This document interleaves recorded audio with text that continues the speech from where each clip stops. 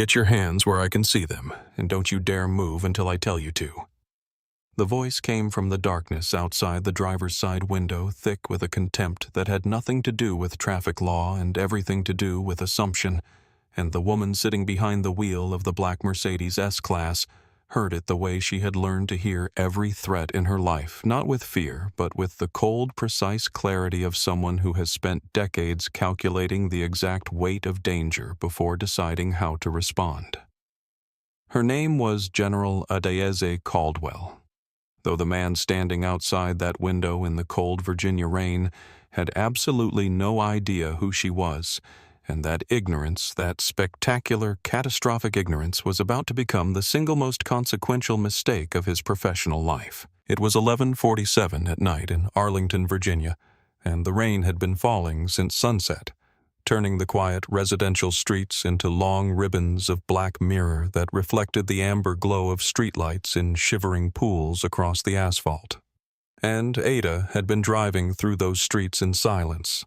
The only sounds in the car, the low hum of the engine, and the rhythmic sweep of the wipers across the windshield, which she found almost meditative after the kind of day she had just survived inside the Pentagon's deepest briefing rooms. She was exhausted in the way that only people who carry genuinely enormous weight can be exhausted. Not the kind of tired that sleep fixes, but the kind that settles into your bones after hours of staring at satellite imagery of naval formations in the South China Sea, after briefing 3-star generals on force readiness projections, after sitting in a subterranean secure conference room until nearly 11 o'clock, managing a situation that most Americans would never know existed, and doing all of that while being one of fewer than a handful of black women in a building full of people who had at various points in her career questioned whether she belonged there at all. She was out of uniform tonight, wearing a tailored charcoal civilian pantsuit that she had changed into before leaving the building, the jacket tossed onto the passenger seat beside her brown leather briefcase, which was locked with a combination she had memorized 14 years ago and changed every 90 days without fail, and which contained classified briefing documents marked TS/SCI, top secret sensitive compartmented information that she was scheduled to present to General Roland T. Graves, chairman of the Joint Chiefs of Staff, in a 5 o'clock briefing that was now less than 5 hours away. She had been thinking about nothing in particular as she drove, letting her mind go deliberately quiet for the first time all day when the red and blue lights erupted in her rearview mirror, slicing through the rain with the particular violence of lights that are designed not just to signal, but to intimidate. And she felt the familiar weight of what those lights meant settle across her shoulders like something she had been carrying her whole life. She knew the statistics the way she knew operational data precisely without flinching, because flinching was a luxury she had never been able to afford, and because knowing the numbers had always been the first step toward surviving them. She pulled smoothly into the well-lit parking lot of a gas station about 40 yards ahead, shifted the car into park, turned on the interior dome light so that everything inside the vehicle would be clearly visible to anyone approaching, rolled down her window and placed both hands flat on the top of the steering wheel. Fingers spread because this was not a night to give anyone a reason to escalate, and because she had been here before in different cars in different cities, and she understood with absolute clarity that her survival in the next few minutes depended entirely on her remaining calmer than the man walking toward her. Officer Brett Landers had been on the Arlington County Police Department for 11 years, and in all that time, across all the shifts and all the stops and all the paperwork and all the disciplinary hearings that his union representative had quietly made disappear, he had never once genuinely believed that the badge on his chest was a tool of service rather than a symbol of dominance, and that belief, or rather that fundamental misunderstanding of what a badge was actually for, had shaped every single interaction he had ever had with the public in ways that were subtle enough to survive the administrative review process, but corrosive enough to have left a trail of 9 civilian complaints stretching back across his entire career. He had platinum blonde hair cut so short it looked almost white under fluorescent light, pale blue eyes that had long since hardened from whatever softness they might once have contained into something flat and appraising. The kind of eyes that sorted people quickly into categories, and rarely revisited the sorting once it was done. And he carried himself with the particular physical confidence of a man who had been told by his department, by his union, by the quiet machinery of institutional protection,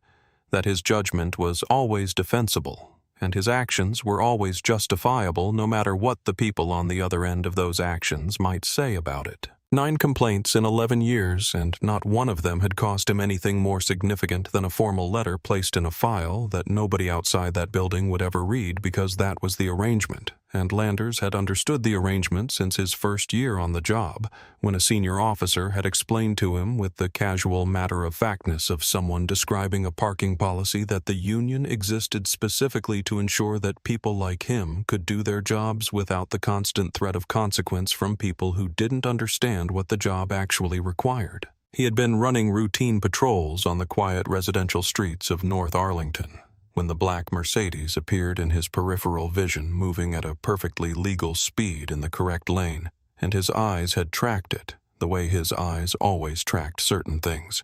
not because of the car exactly, but because of the glimpse he caught through the streetlight glare of the person behind the wheel, and because in Landers' deeply calcified internal logic, that combination of factors did not compute in the way he felt it should, and a thing that didn't compute was by his reasoning, a thing worth investigating. He ran the plates out of habit more than genuine suspicion, and they came back clean. The vehicle registered to one Ada Caldwell. No warrants, no flags, nothing actionable but clean plates had never stopped Landers before, when he had already made up his mind that something was worth pursuing.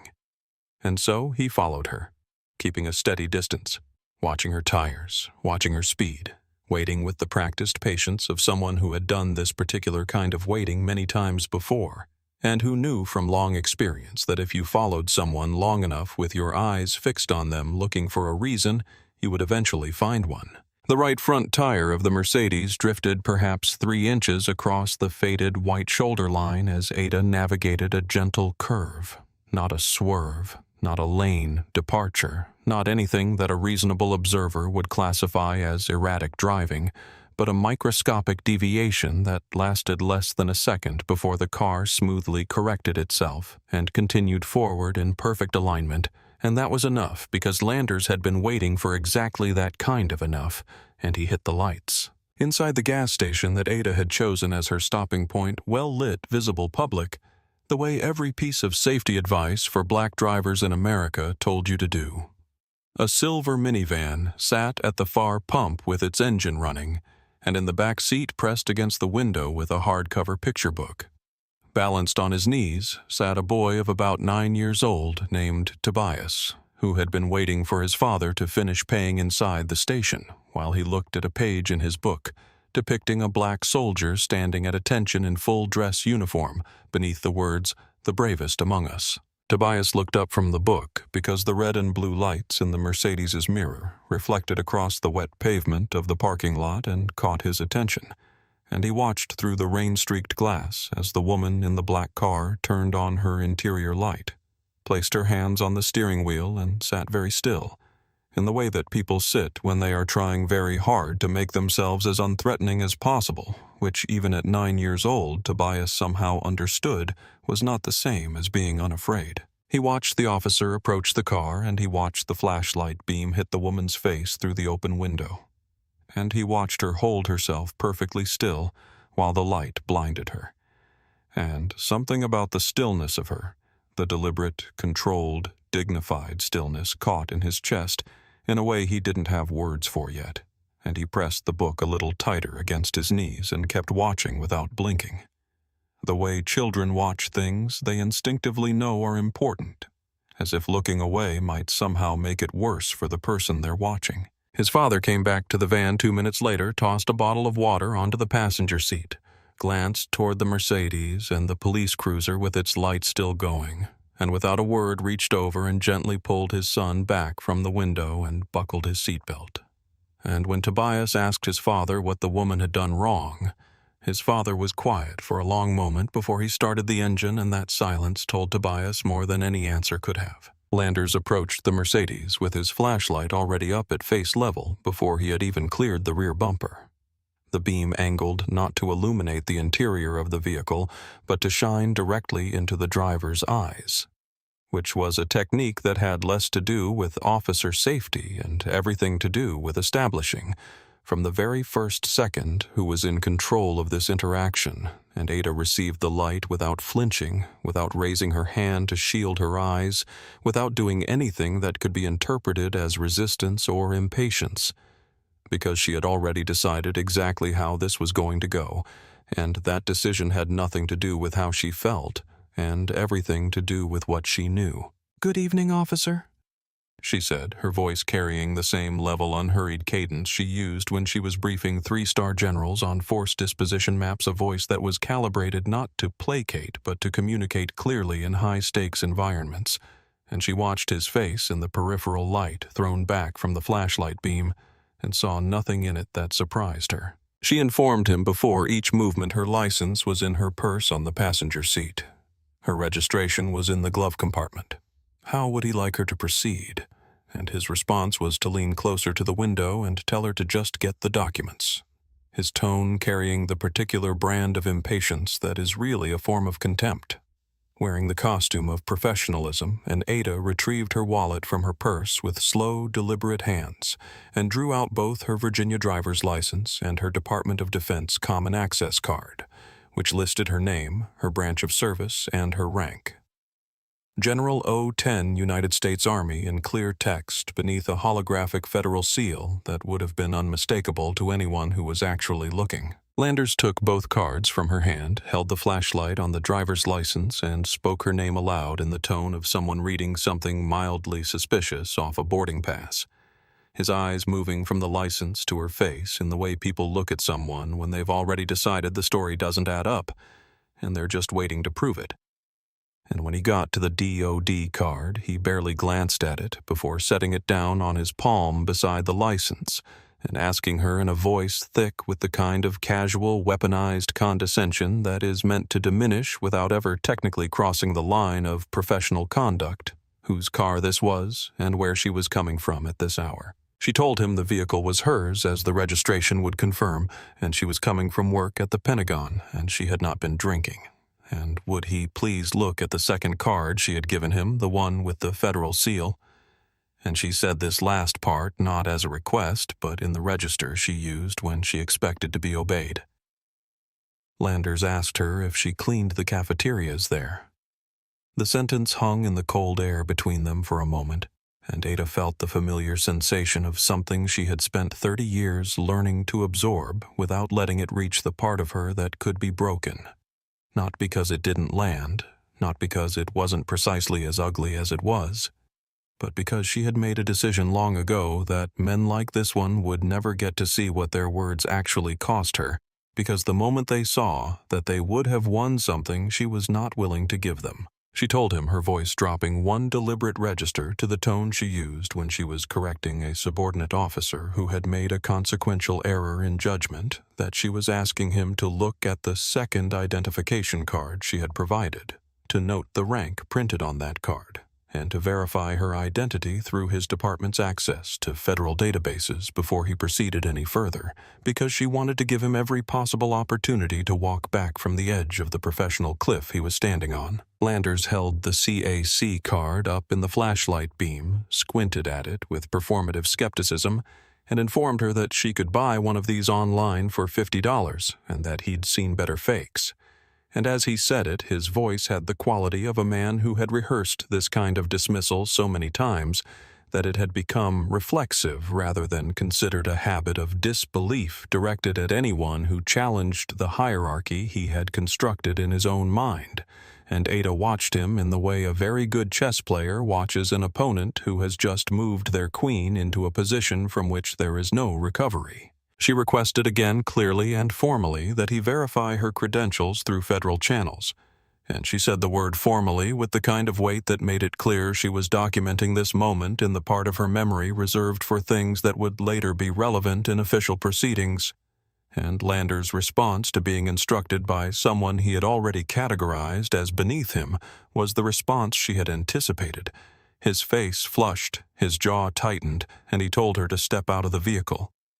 She asked, still in the same controlled voice, whether she was under arrest, and if so, on what charge. He told her to get out of the car. She told him her hands were on the steering wheel and asked him again whether she was being placed under arrest. And then, Lander's 11 years of unchallenged authority, rushing up through his nervous system like electricity through a wire, reached through the open window, grabbed the door handle, and pulled it open. What happened next took approximately 45 seconds, and every one of those seconds was captured in high-definition clarity by the dashboard camera mounted on the inside of Landers's windshield, whose red recording light had been blinking steadily since the moment he had hit his sirens. Though Landers had long since stopped thinking about cameras the way a man who has always been protected stops thinking about consequences as something theoretical that happens to other people. He reached across her to unbuckle her seatbelt, grabbed her by the lapel of her charcoal jacket and pulled her out of the driver's seat with a force that had nothing to do with necessity, and everything to do with the particular rage of a man who cannot tolerate being told no by someone he has decided should not be capable of telling him anything at all. And Ada stumbled once as her feet found the wet asphalt, but caught her balance immediately, her body straightening to its full height with the automatic precision of someone whose posture has been military grade for more than 3 decades. She did not fight back, not because she was incapable of it, but because she understood with absolute tactical clarity that fighting back was a losing move in this particular engagement, and that the real fight was not going to happen on the shoulder of this road in the rain,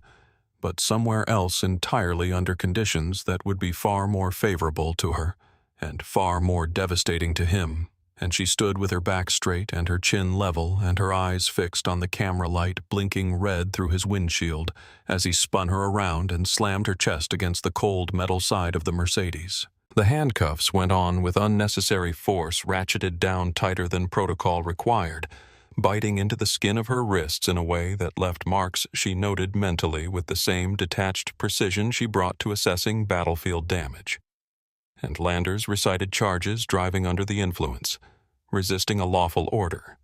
possession of fraudulent federal identification as he marched her toward the cruiser, and Ada walked with her head up and her eyes forward, and gave him nothing. Not a stumble, not a sound, not a single thing he could point to later as evidence that he had gotten to her. Landers grabbed her purse and her leather briefcase from the passenger seat of the Mercedes and tossed them both onto the front seat of his cruiser without examining them,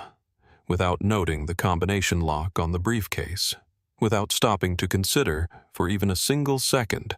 what might be inside a locked leather case belonging to a woman who had told him she worked at the Pentagon, and Ada watched him do it from the back of the cruiser and thought about the TS/SCI document sitting 18 inches from his coffee cup, and she closed her eyes for exactly one breath, not to calm herself, but to begin constructing the precise sequence of what was going to happen next. At the gas station pump behind them, Tobias had turned in his seatbelt to watch through the rear window as the woman was put into the police car, and he stayed twisted in that position, watching the cruiser pull out of the parking lot and into the rain until the taillights disappeared around the curve and there was nothing left to see, and he turned back around and sat very still with his picture book in his lap and said nothing for the entire drive home. Though his father could see in the rearview mirror that his son's eyes were open and that he was thinking in the heavy, serious way that children think when they have witnessed something they know they will carry with them for a very long time. The Arlington County Police Department's main precinct was the kind of building that had been designed to project institutional authority and had succeeded mostly in projecting institutional fatigue, its fluorescent-lit interior smelling of burnt coffee and printer toner, and the particular staleness of a space where too many people have spent too many long hours doing too many things that weighed on them. And when Landers pushed through the heavy double doors with Ada ahead of him, the officers working the graveyard shift looked up with the mild interest of people who have seen a great many things come through those doors and have long since stopped being surprised by most of them. Landers was already talking before he reached the booking desk, narrating his catch for anyone within earshot with the enthusiasm of someone who believes they have done something impressive. DU. I resisting fraudulent D. ODID. and the car was probably stolen too. He was having it impounded, and a couple of officers leaned back in their chairs to look at Ada with expressions ranging from idle curiosity to something less comfortable, something that flickered briefly in the eyes of the ones who had enough experience to notice that the woman Landers was describing and the woman standing in front of them were not quite the same person. Desk Sergeant Dale Hoffman had been behind that booking counter for 22 years, and in those 22 years he had developed the particular instinct of someone who has processed enough human beings in enough different states to recognize almost without thinking about it when something is deeply wrong with the story he is being told. And the something that was wrong tonight announced itself to him the moment he looked over the counter at the woman Landers had brought in, not because she looked drunk, which she did not because she looked like a car thief, which she also did not, but because of the quality of her stillness, the kind of absolute controlled composure that does not belong to someone who is frightened or guilty, but to someone who is waiting with great patience and great precision for exactly the right moment. He told Landers to take the cuffs off, and when Landers argued that she had been resisting, Hoffman repeated the order in the flat, unhurried tone of a man who does not need to raise his voice to communicate that this is not a discussion.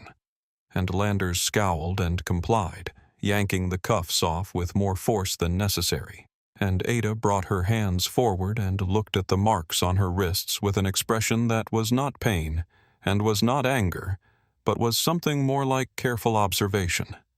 The way a doctor looks at a symptom they are cataloging rather than experiencing. In the far corner of the room, seated at a desk, half hidden behind a monitor that was currently displaying an incident report he had been filling out for the past 40 minutes.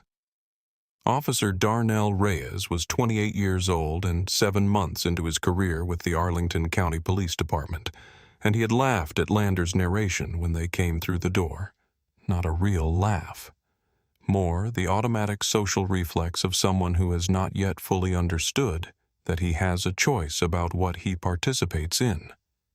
And now he sat very still behind his monitor with his hands resting on the keyboard, and his eyes tracking between Landers and the woman at the booking desk with an expression that was doing something complicated and quiet in the muscles around his mouth. Ada turned to face the room and spoke her name and rank, and the nature of her complaint in a voice that was not loud, but that had the quality of sound in a church,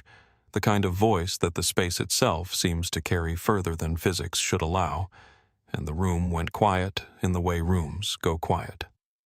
When something has shifted fundamentally, and everyone present can feel it but no one yet knows what it means. Hoffman pushed the heavy black desk phone across the counter without being asked twice, and Ada looked at it for a moment and then picked up the receiver and dialed from memory a number that most people in that building had never heard of and would not have recognized, a restricted 202 area code that bypassed the Pentagon's main switchboard entirely and connected directly to the National Military Command Center, the secure nerve center through which the most senior military leadership of the United States maintained continuous operational awareness of threats to national security 24 hours a day, 365 days a year. The line was answered on the first ring by a duty officer whose voice carried the alert, clipped professionalism of someone who lives at permanent readiness, and Ada gave her name and her authorization code with the same unhurried efficiency she brought to every official communication. And there was a brief pause as the code was verified against a federal database, and then the duty officer confirmed authentication and asked how the command center could assist the general this evening. Ada asked to be connected to General Roland T. Graves on his secure mobile. Behind the booking counter, Landers had been narrating this performance for the benefit of 2 officers nearby, suggesting with great confidence and evident amusement that she was probably calling her drug dealer, and a couple of people had smiled, and then the smiles had faded, and now the room was doing the specific kind of listening that people do when they are pretending not to listen, but are in fact listening very hard, and Reyes had stopped pretending to work on his incident report entirely, and was sitting with his hands still on the keyboard, and his eyes on Ada and the phone in her hand. The line connected, and a voice came through the receiver that was deep and unhurried, and carried the absolute authority of a man who had spent decades being the most important person in every room he entered, and Ada said, "Roland?" "It's Ada. The Pacific is quiet. The escalation tonight is in Arlington, Virginia." And then she told him in brief, factual sentences that contained nothing superfluous and omitted nothing relevant that she had been pulled over. Pulled from her vehicle, handcuffed and arrested by a local patrol officer who had declined to verify her federal identification, and that her briefcase containing TS/SCI materials had been confiscated and was currently sitting unsecured on the front seat of that officer's patrol vehicle. The silence on the line lasted 3 seconds, and when Graves spoke again, his voice had the quality of air pressure dropping before a very large storm. Not loud, not angry in any way that was overt, but containing something that made every person in that precinct who was listening, and by now that was everyone, go very still. Hoffman was sweating visibly. He had picked up the CAC card from the desk where Landers had left it, and was turning it over in his hands, looking at the holographic DoD seal, and the expression on his face was the expression of a man rapidly reassessing every decision that had been made in the last 40 minutes, and finding the reassessment deeply, deeply troubling. Landers was still smiling, but the smile had the frozen quality of something that the muscles are maintaining out of habit, while the brain has gone somewhere else entirely. Reyes stood up from his desk, walked to the break room, filled a plastic cup with water from the tap, came back to the booking area, and set it quietly on the counter in front of Ada without saying a word, and without meeting her eyes, and then stepped back to his desk and sat down. And it was perhaps the smallest thing that happened in that precinct that night, and also in its way the most significant. Ada told Hoffman, as she set the receiver back in its cradle, that military police from the joint base would arrive in approximately 11 minutes, and that she would suggest he use those 11 minutes to contact his chief of police, and she said it without drama, without satisfaction, the way a person who has been through a great many difficult things states the next practical fact, and Hoffman was already moving toward his terminal before she had finished the sentence. He pulled up the NCIC federal database with hands that were not entirely steady, typed in the DoD identification number from the card he was holding, and hit enter, and the screen processed the query for perhaps 4 seconds, and then it populated. The photograph that appeared was Ada in full Class A dress uniform, 4 heavy silver stars on each shoulder board, her chest covered in rows of service ribbons that represented 30 years of deployments and commendations and distinguished service in theaters of operation that most people in that room would only ever read about, and beneath the photograph in clean federal database font, Caldwell Adize M. General O. 10 United States Army, Deputy Chief of Staff G3, Clearance TS/SCI. Hoffman turned the monitor slowly to face Landers, and the sound Landers made was not a word. It was the sound of a man stepping onto ground he believed was solid and finding nothing beneath his foot. A brief involuntary exhalation followed by absolute silence.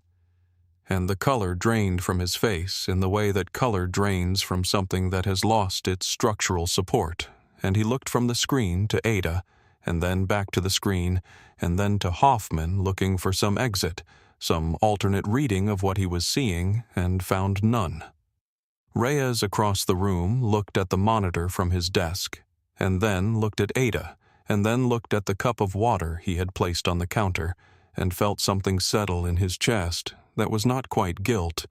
and not quite grief, but was something in the territory of both a reckoning that was quiet and private, and that nobody else in the room would have noticed, but that he would carry with him for a very long time after that night. The double doors of the precinct burst open 11 minutes later, exactly as promised, and the sound of combat boots on linoleum filled the room like a pronouncement. There were no sirens, no announcement, no theatrical build-up, just the synchronized percussion of 4 pairs of heavy military boots crossing the threshold in perfect unison, and the officers of the Arlington County Police Department's graveyard shift, who had seen a great many things come through those doors over the years, instinctively pushed back from their desks and stood up without being asked.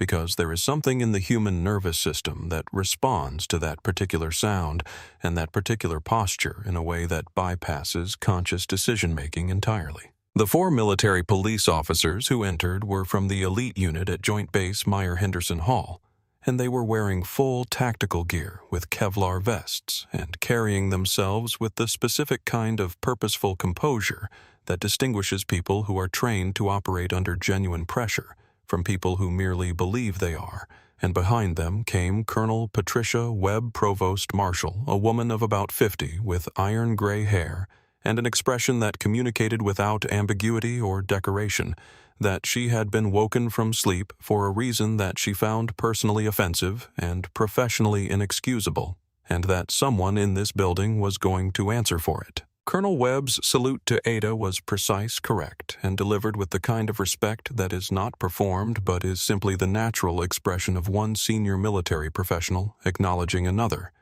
and Ada returned it with equal precision. And the exchange lasted perhaps 2 seconds,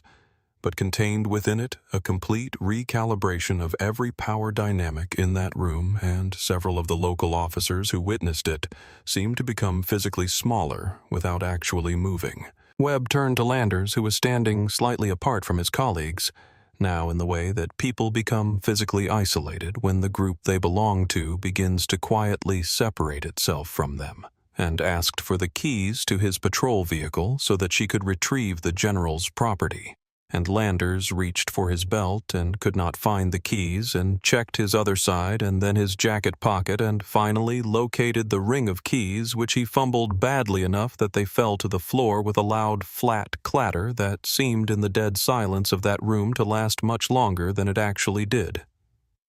He picked them up and held them out to the nearest MP, who took them without comment and walked out the door, and Landers was left standing with his empty hand still slightly extended, and he lowered it slowly to his side and looked at the floor. If you have ever watched someone's entire professional identity collapse in real time, not dramatically, not with shouting, but with the quiet, irreversible logic of a structure that has been undermined from beneath, then you understand exactly what was happening in that precinct at this moment. General Ada Caldwell had made one phone call, and in 11 minutes, the architecture of Brett Landers's world had come apart at every seam simultaneously. What happens when the chief of police walks through those doors? What happens when the full weight of what Landers has done lands on the man responsible for this department?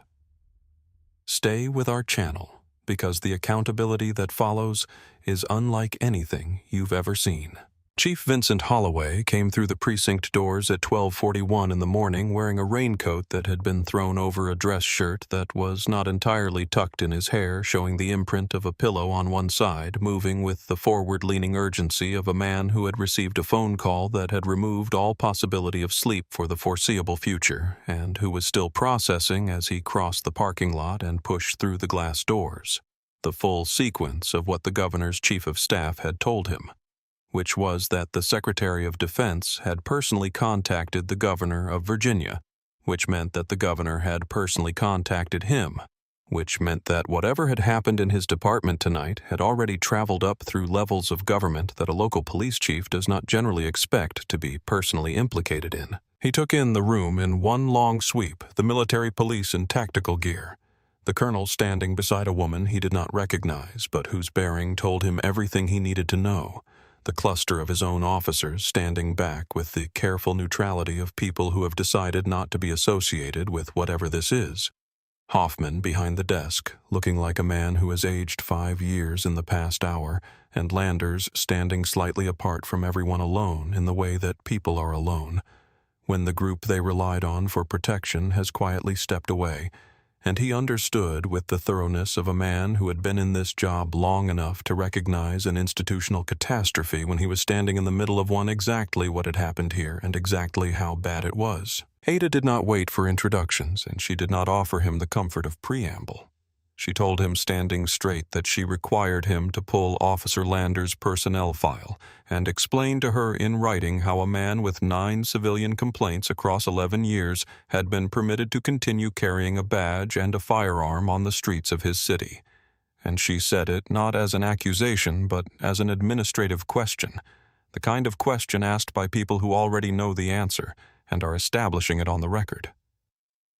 Holloway looked at Landers just once briefly with an expression that contained many things, none of them good for Landers, and then told him to come to his office. The office had glass walls, and the blinds were not closed, and everyone in the squad room could watch in full view what happened next, which was not a conversation between 2 colleagues trying to manage a difficult situation, but an accounting conducted by a man who had survived 30 years in this profession, by understanding precisely when something was too far gone to manage, and when the only option left was to cut it completely away before it took everything else down with it. Holloway came out of the glass office 6 minutes later carrying a plastic evidence bag containing a service weapon and a shield, and the room watched him cross the floor to the booking area in silence. And he set the bag on the counter and read the termination order aloud in a voice that was controlled and deliberate, and designed to be heard clearly by everyone present, because he understood that there was a right way and a wrong way to do what needed to be done here, and that doing it publicly and without hesitation was the only version of this that preserved anything at all. Brett Landers was placed under arrest by 2 of his former colleagues, men who had worked shifts alongside him, who had eaten lunch with him in the break room, who had filed paperwork next to him for years, and they handled him with the professional efficiency of people who are performing an action they find distasteful but necessary, and they did not meet his eyes, and he did not ask them to. The handcuffs went on with a click that was identical in pitch and quality to the click of the handcuffs he had put on Ada less than 2 hours earlier on a wet road in Arlington. And if the precision of that echo was lost on Landers in his current state, it was not lost on Hoffman, who stood behind the booking desk and heard it and felt it land somewhere specific inside him. As Landers was walked across the squad room toward the holding cells at the back of the building,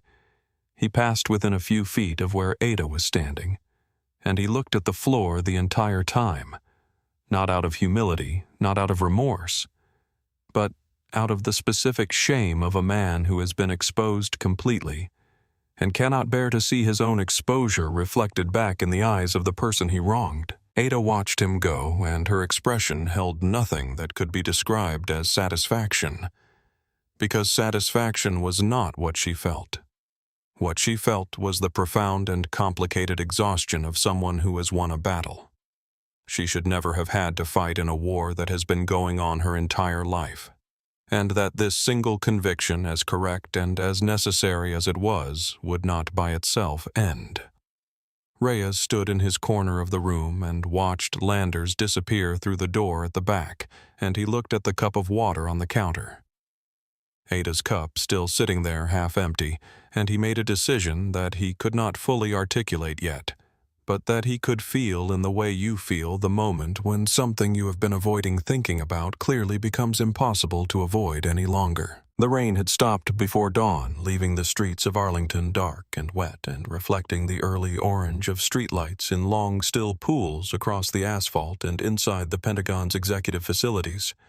General Ada Caldwell stood before a mirror in the officer's locker room and fastened the last button of her Class A dress uniform with the same steady hand she brought to everything, and then she looked at her wrists. The marks were visible, 2 bands of reddened, slightly swollen skin where the handcuffs had been ratcheted too tight, and she looked at them for a moment with the same quality of attention she had given them in the precinct, noting the color and the depth with the clinical detachment of someone who is documenting rather than dwelling. And then she pulled her sleeves down and straightened her jacket, not to hide the marks, but because the uniform required it, and she picked up her briefcase, returned to her by Colonel Webb's team with every seal intact, not a single classified page disturbed, and walked out of the locker room and down the corridor toward the briefing room. General Roland T., Graves was already seated when she arrived, a man of 61, with the contained physical presence of someone who has spent 4 decades making decisions in rooms where the wrong decision costs lives. And he looked at her across the polished mahogany table with an expression that contained both the professional assessment of a commanding officer evaluating one of his most senior people and something more personal than that, something that acknowledged without requiring discussion that what had happened last night was not a small thing, even if they were both about to behave as though the work came first. She briefed him on the South China Sea situation with full precision: carrier group positions, readiness assessments, diplomatic pressure points, and he listened with the focused attention he always brought to her briefings. And when she finished, he closed the folder and told her that the Department of Justice Civil Rights Division had taken over the prosecution from the Arlington District Attorney who had stepped aside the moment he reviewed the body camera footage, and that Landers was now facing federal felony charges in the Eastern District of Virginia that carried mandatory minimums the local system could not have imposed. Ada received this information the way she received all information, by processing it completely and then moving to what it meant for what needed to happen next. And when Graves asked her in the way that senior military leaders ask things that are not quite questions, whether there was anything she wanted from this beyond the prosecution, she was quiet for a moment, in the way she was quiet when she was thinking rather than composing, and then she told him what she wanted, and it was not what he had expected. The federal courthouse in Alexandria was a building designed to communicate the weight and permanence of institutional authority, and on the morning that United States versus Brett Landers opened in Courtroom 7 before the Honorable Judge Eleanor Byrd. It was doing that job particularly well, the high ceilings and polished wood and gallery, packed with reporters and observers and people who had driven from different parts of the metropolitan area because they had followed this story and understood that what was being adjudicated here was larger than one man's behavior on one road on one rainy night in November. Landers sat at the defense table in a jacket that did not fit quite right, representing the fact that the Fraternal Order of Police had formally declined to provide legal assistance, a decision communicated to him by his former union representative in a meeting that lasted less than 4 minutes, and that ended with the representative telling him without particular sympathy that he had not merely violated a policy or mishandled a situation, but had placed federal classification materials at risk and assaulted a military officer of 4-star rank,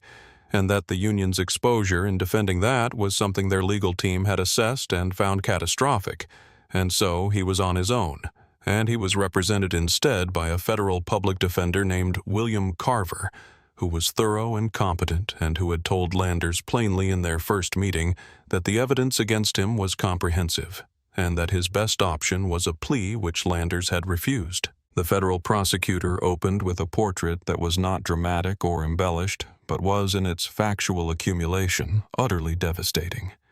11 years, 9 complaints, a union that had operated as a machinery of protection for a man who had used his badge as a private instrument of intimidation. And then one night in November, when that machinery met something it was not built to stop, and the entire architecture came apart.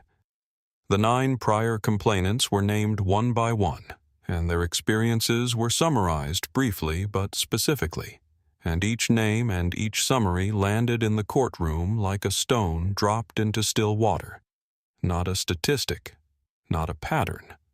but a person with a name and a story, and a specific night when Brett Landers had decided they were a target rather than a citizen. Sergeant Hoffman sat in the witness box on the second day of trial and told the truth about what he had seen over the years he had worked alongside Landers, and it cost him something visible to do it, not because he was protecting Landers, whom he had long since stopped respecting, but because telling the full truth required him to account for his own role in the architecture of silence that had allowed this to continue for as long as it had, and he did that accounting in front of a full courtroom under oath. And when he finished and stepped down from the box,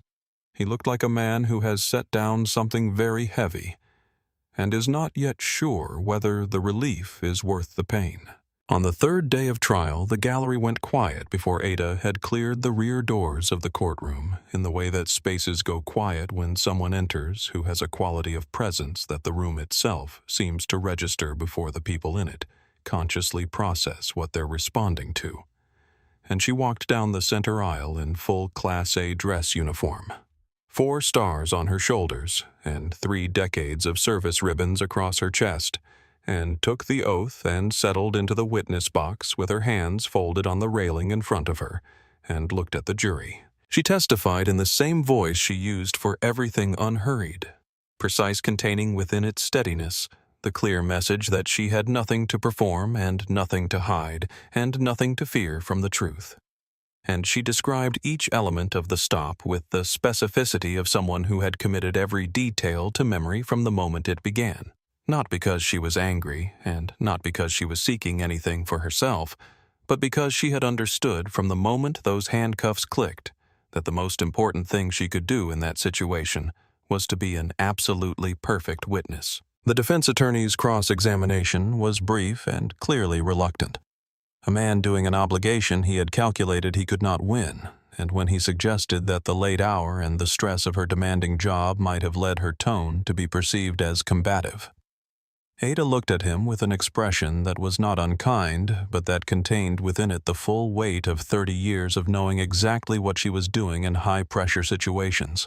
and she told him that she was intimately familiar with stress, and that at no point in her interaction with his client had she lost her composure,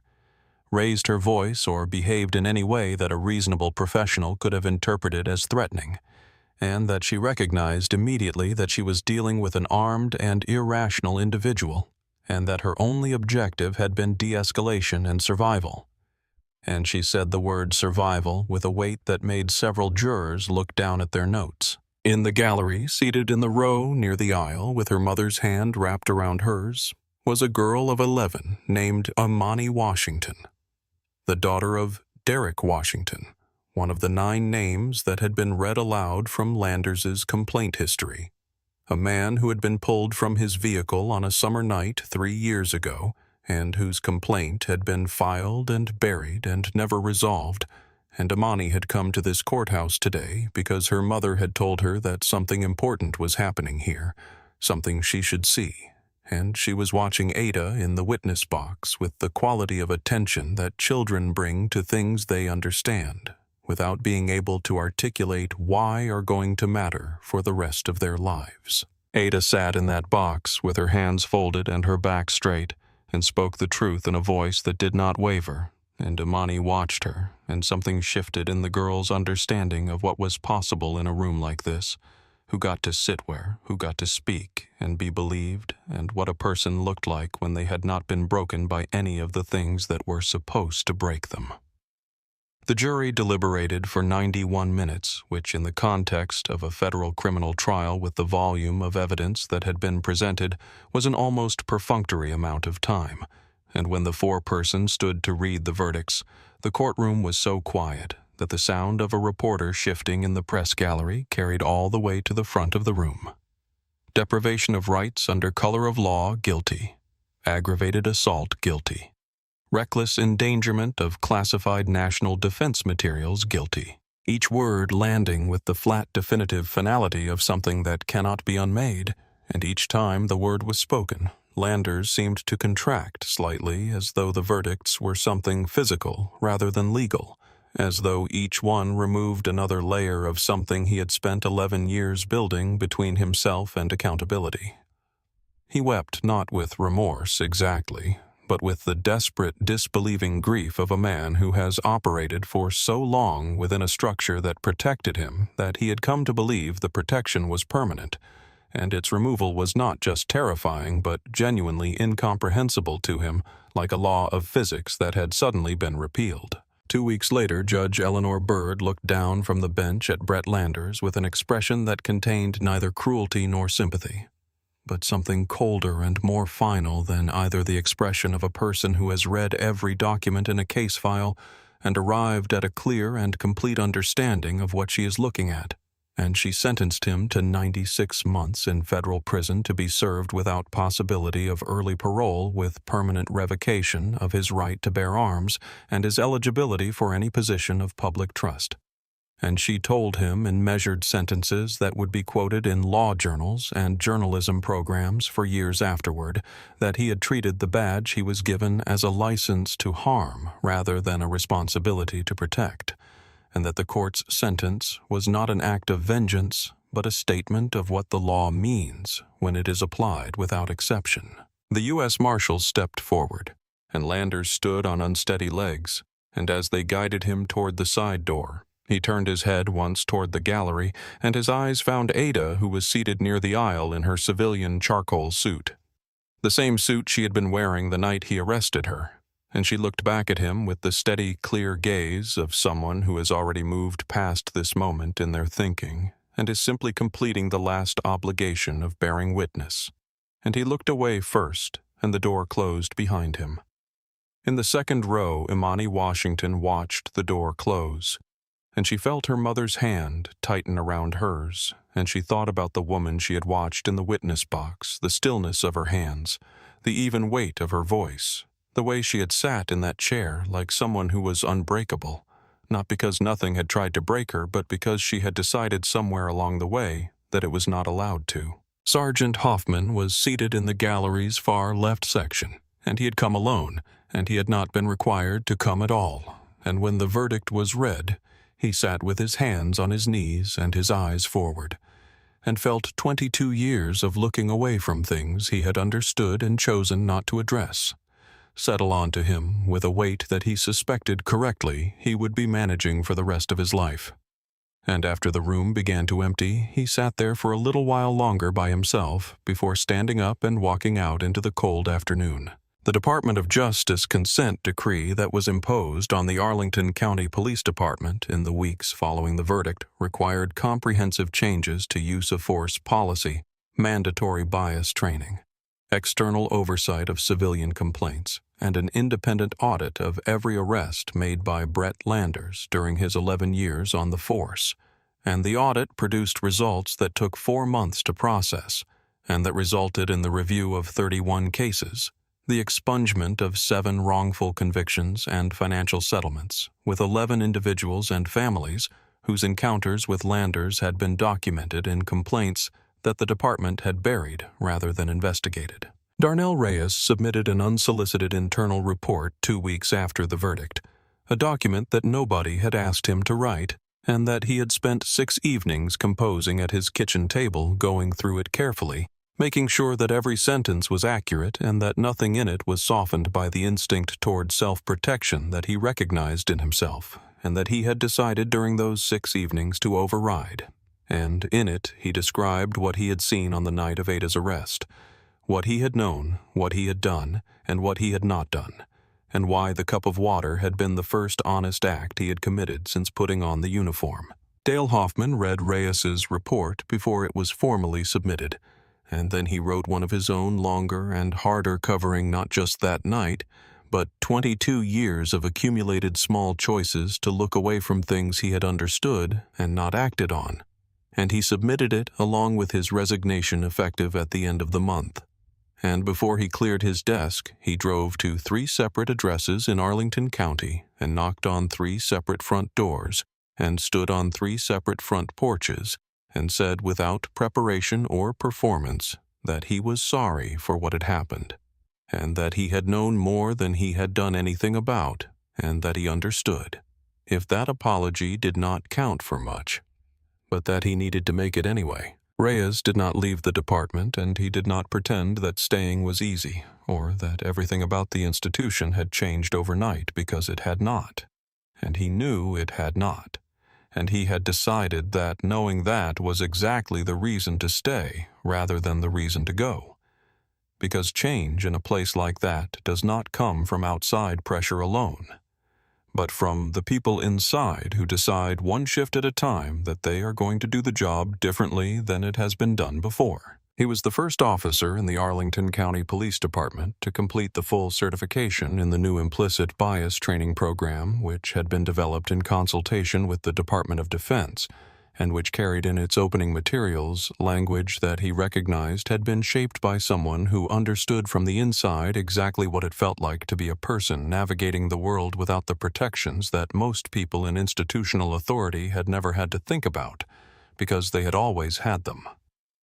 He printed his completion certificate and folded it and put it in his jacket pocket on his next shift, not because he needed anyone to see it, but because he wanted to be the person who had it. Ada had been invited to appear on 3 national news programs in the weeks following the verdict, and she had declined all of them, not because she was unaware of the value of the platform, but because she had spent a great deal of time thinking about what she actually wanted this to produce, and she had concluded that another conversation about what had been done to her was not the thing that was going to change anything for the people who couldn't afford to decline the invitation to be victimized by it in the first place. What she wanted, and what she told General Graves she wanted in the meeting that followed the verdict, and what she had told him she wanted in that 5 o'clock briefing on the morning after her arrest, when he had asked her the question she had expected, was something structural. Something that would outlast the news cycle and the outrage and the moment when people moved on to the next thing, and she had the credibility and the institutional relationships to build it, and she intended to use them.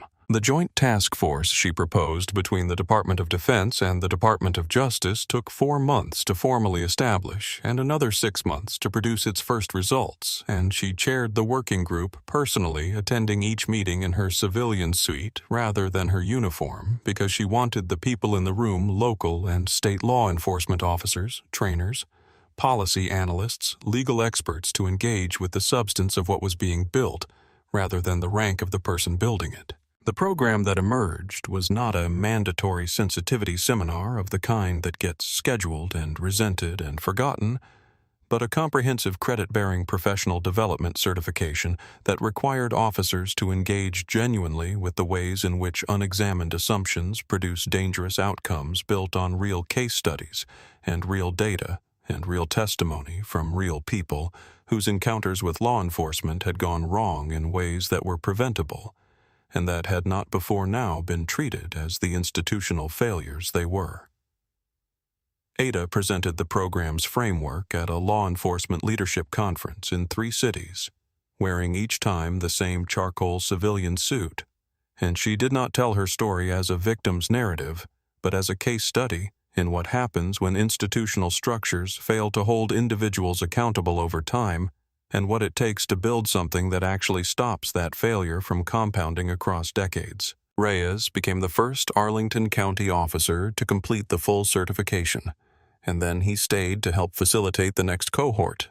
and then he applied to become a certified trainer and Holloway's successor,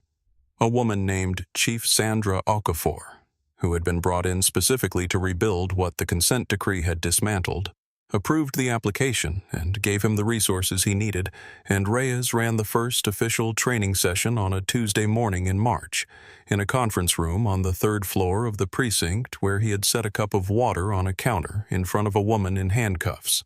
and done in that moment the first right thing he had done since joining the force. 3 years and 4 months after the night in the gas station parking lot, a 14-year-old girl named Imani Washington sat at the desk in her bedroom with a blank document open on her laptop screen and a school assignment at the top of the page that read, "Write about the person who has most shaped how you see the world and what is possible in it." She had been thinking about the assignment for 3 days before she sat down to write it, turning it over in her mind in the way she turned over anything that mattered to her carefully from multiple angles, making sure she understood what she actually thought before she committed to saying it. And she had considered several people, including her mother and her grandmother and a teacher who had told her in the 6th grade that her mind was precise in a way that would take her somewhere significant if she chose to let it. But when she actually sat down and put her hands on the keyboard, what came was not any of those people. What came was a memory of sitting in a federal courthouse on a gray afternoon with her mother's hand around hers, watching a woman in a military uniform walk down the center aisle with 4 silver stars on her shoulders.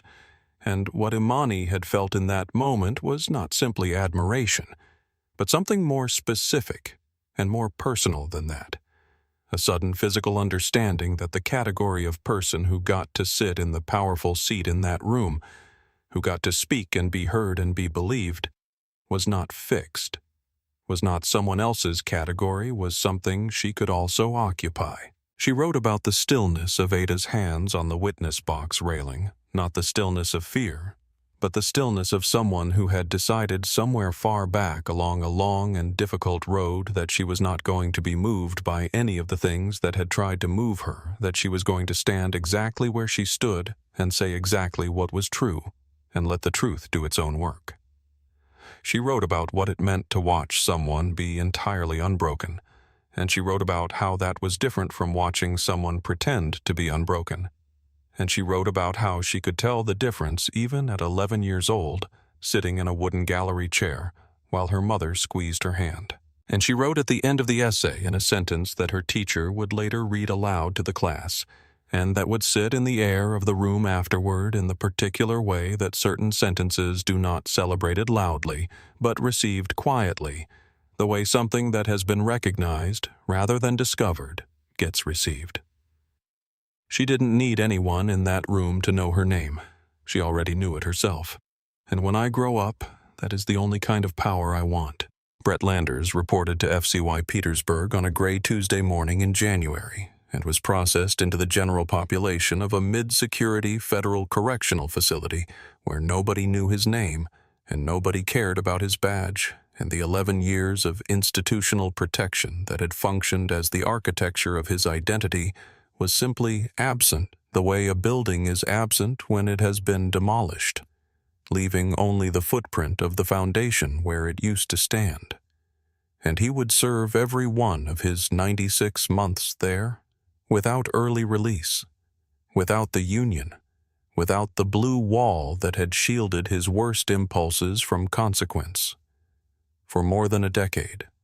a man who had believed himself untouchable, discovering with the slow thoroughness of a very long sentence exactly how wrong that belief had always been. The training program that Ada built was adopted by 43 law enforcement agencies across 11 states within 18 months of its launch, and the data from the first year of implementation showed a measurable reduction in civilian complaint escalations in every department that had completed the full certification, not because the program had fixed every officer or resolved every bias or solved a problem that had been building for generations, but because it had established for the first time in those departments the institutional expectation that officers would be held accountable to a standard of conduct that did not have exceptions for people who had always been protected from the consequences of falling below it. And Darnell Reyes ran his 14th training cohort on a Thursday in April, standing at the front of the room in his Arlington County uniform. And at the end of the session, a young officer in the back row asked him why he had stayed in the department after everything that happened, and Reyes thought about it for a moment, really thought about it the way the question deserved. And then he said that he had stayed because leaving was easier than changing, and he had decided he was done choosing easy. In a classroom in Arlington on a Friday afternoon in late spring, Imani Washington stood at the front of the room and read her essay aloud, and when she got to the last line, the room was quiet in the way that rooms go quiet when something true has been said in exactly the right words, and her teacher did not speak for a moment, and neither did anyone else. And Imani stood there in that silence and felt it not as emptiness, but as the specific fullness of a room full of people who have just received something and are holding it carefully before they decide what to do with it. And she folded her paper and walked back to her seat, and somewhere across the city, in a building full of satellite imagery and classified briefing folders and the constant low hum of the machinery of global strategy, a 4-star general sat at a polished mahogany table and did the work she had always done and would always do, and she was exactly where she had always known she was supposed to be. If this story of real justice and unbreakable dignity stayed with you, if watching General Caldwell turn one of the worst nights of her life into a shield for everyone who came after her, moved something in you, please hit the like button right now, because it tells the algorithm that stories about real accountability and real courage deserve to be seen by more people. Share this with someone who needs to be reminded that power without integrity always collapses under the weight of its own arrogance.